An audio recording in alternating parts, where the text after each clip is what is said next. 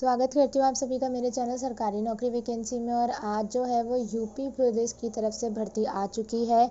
अगर आप मेरे चैनल पर पहली बार आए हैं तो मेरे चैनल को सब्सक्राइब कर लीजिए ताकि इस तरह की गवर्नमेंट से रिलेटेड जो भी वैकेंसी आती है, न्यूज़ आती है, आपसे सबसे पहले मिल सके, आप इसका फ़ायदा उठा सकें और साथ ही साथ इस वैकेंसी में अप्लाई कर सकें। तो चलिए आज मैं आपको बताने वाली हूँ यूपी पुलिस की जो भर्ती आई है उसके नोटिफिकेशन के बारे में। मैं आपको पूरी जानकारी दूंगी, लेकिन अगर आपको नहीं समझ आता है तो कुछ आप कमेंट में पूछ सकते हैं। देखते हैं इसके अंदर। तो उप निरीक्षक नागरिक पुलिस पुरुष और महिला के लिए आई है। प्लाटून कमांडर PAC पुरुष और उप निरीक्षक सशस्त्र पुलिस पुरुष के लिए आई है। प्लाटून कमांडर उप निरीक्षक विशेष सुरक्षा बल पुरुष के लिए है। महिला बटालियन हेतु महिला उप निरीक्षक के दिया गया है। अब यहाँ पे देख सकते हैं उक्त रिक्त पदों के लिए यहाँ पे आपकी 9300 से लेकर 34,800 का यहाँ पे ग्रेड पे आपका 4,200 रहने वाला है। अब इसके अंदर आपका ऑनलाइन आवेदन जो है वो किया जाएगा, तो आपको यहाँ पे ऑनलाइन एप्लीकेशन फॉर्म्स यहाँ पे आपको फिल करने पड़ेंगे। मैंने वैसे और भी बहुत सारी भर्तियों के बारे में अपने चैनल पर डाला है, तो आप उसको भी चेकआउट कर लीजिए। अगर आपकी एलिजिबिलिटी जो है वो किसी और से मैच करती है तो आप उसको भी ज़रूर फिल कीजिए। चलिए आप यहाँ पे देख सकते हैं जो आपकी अनरिजर्व्ड कैटेगरी है उसके लिए आपका 1705 सीट है। यहाँ पे EWS के लिए 422, अन्य पिछड़ा वर्ग 1143, अनुसूचित जाति 890 और अनुसूचित जनजाति के लिए 82। टोटल आप यहाँ पे देख सकते हैं 4242 यहाँ पे आपकी जो है वो वैकेंसी आई हुई है। आप यहाँ पे सभी अभ्यर्थी, केवल पुरुष अभ्यर्थियों के लिए है। अब हम पुरुष अभ्यर्थियों का नीचे देख लेते हैं। यहाँ पे अनारक्षित के लिए है 56, EWS के लिए 13, अन्य पिछड़ा वर्ग के लिए 36, अनुसूचित जाति के लिए 28 और उस अनुसूचित जनजाति के लिए 2 है।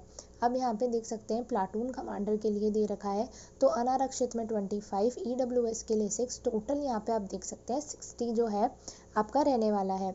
अब महिला बटालियन के लिए अगर हम देखें तो यहाँ पे टोटल जो है आपका 106 रहने वाला है, जिसमें से जनरल कैटेगरी के लिए 47 है। अब यहाँ तक आपको आई होप समझ आ गया होगा आप किस कैटेगरी के अंदर फॉर्म भरने वाले हैं, उस हिसाब से आप यहाँ पे चेकआउट कर सकते हैं। अब हम थोड़ा सा और जाएंगे आगे, तो आप यहाँ देख सकते हैं ऑनलाइन आवेदन करने की तिथि आपकी 12 अगस्त से लेकर 11 सितंबर तक रहने वाली है।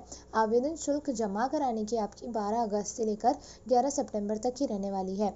जमा कराए गए शुल्क का अगर आपको समायोजन करना है तो आपको 12 अगस्त से लेकर 13 सितंबर तक रहने वाला है। और इसके अंदर आपको वन टाइम रजिस्ट्रेशन कराना जो है वो कंपलसरी होगा। तो अगर आपने वन टाइम रजिस्ट्रेशन नहीं करवाया है तो आपको वो करवाना पड़ेगा, तभी आप जो होंगे इस फॉर्म को भर पाएंगे। इसके अलावा यहाँ पे आपके आवेदन शुल्क की अगर हम बात करें तो सामान्य EWS और अन्य पिछड़ा वर्ग के अभ्यर्थियों के लिए 500 रुपये है और अनुसूचित जाति और जनजाति के अभ्यर्थियों के लिए यहाँ पे 400 रुपये है।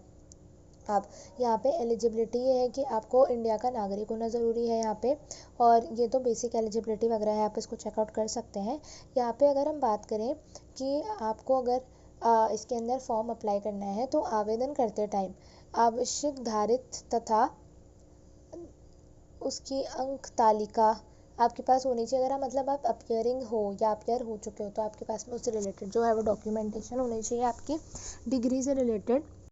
एज लिमिट की अगर हम यहाँ पे बात करें तो आप देख सकते हैं यहाँ पे 21 वर्ष की जो आयु है वो आपकी मिनिमम चाहिए। हमें 21 यहाँ पे जो है आपकी आयु मिनिमम होनी चाहिए, तभी आप इसके लिए जो है वो अप्लाई कर सकते हैं। आपकी जो आयु है वो आपकी 1 जुलाई 2025 तक आपकी 21 वर्ष की आयु आपने प्राप्त कर ली होनी चाहिए, तब आपको इसके अंदर माना जाएगा।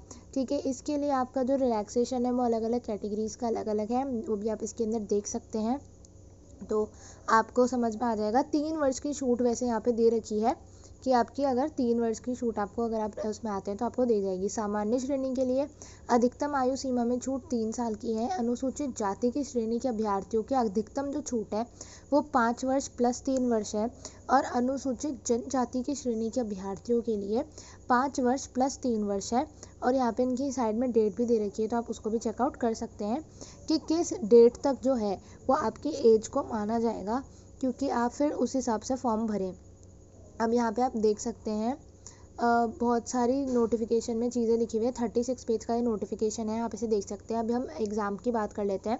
तो सेक्शन 1 के अंदर आपकी हिंदी आएगी, जिसके अंदर आपके 40 क्वेश्चन होंगे 100 नंबर के। सेक्शन 2 के अंदर आपकी मूल विधि, संविधान, सामान्य ज्ञान, ये 40 नंबर का होगा, 100 अंक होंगे, इसके अंदर 40 प्रश्न होंगे 100 अंक का। फिर आएगा आपका संख्यात्मक एवं मानसिक योग्यता परीक्षा, जिसके अंदर 40 क्वेश्चन होंगे 100 नंबर के। और सेक्शन 4 के अंदर मानसिक अभिरुचि परीक्षा, बुद्धि लब्धि परीक्षा और तार्किक परीक्षा। ये आपकी जो रीजनिंग आ गई बेसिकली, वो आपकी 40 क्वेश्चन होंगे 100 मार्क्स के, यानी कि सारे जो क्वेश्चन हैं वो 40 होंगे। टोटल आपके 100 नंबर के हो गए, तो आपका 400 नंबर का जो है वो आपका पेपर होने वाला है। और इसके अंदर आप देख सकते हैं कि उत्तर प्रदेश के उप निरीक्षक और निरीक्षक के लिए यहाँ पे आप कुछ डिटेल्स दे रखी हैं, तो आप उसको भी चेकआउट कर सकते हैं। और ये OMR पर आधारित प्रणाली होगी, लिखित परीक्षा होगी आपकी ये।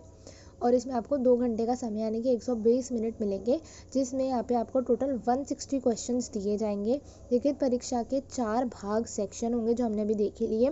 OMR पे इसका उत्तर होगा और OMR की स्कैनिंग के बाद में फिर जो आपका फाइनल आएगा रिजल्ट वो बनेगा। और फिर मेरिट के बेसिस पे जो आपको जो भी सिलेक्शन प्रोसीजर होगा वो आपको आगे पता चल जाएगा। अगर आपको वीडियो अच्छी लगी हो तो मेरे चैनल को सब्सक्राइब करना, ताकि इस तरह की वैकेंसी के बारे में आपको टाइम टू टाइम पता चल सके।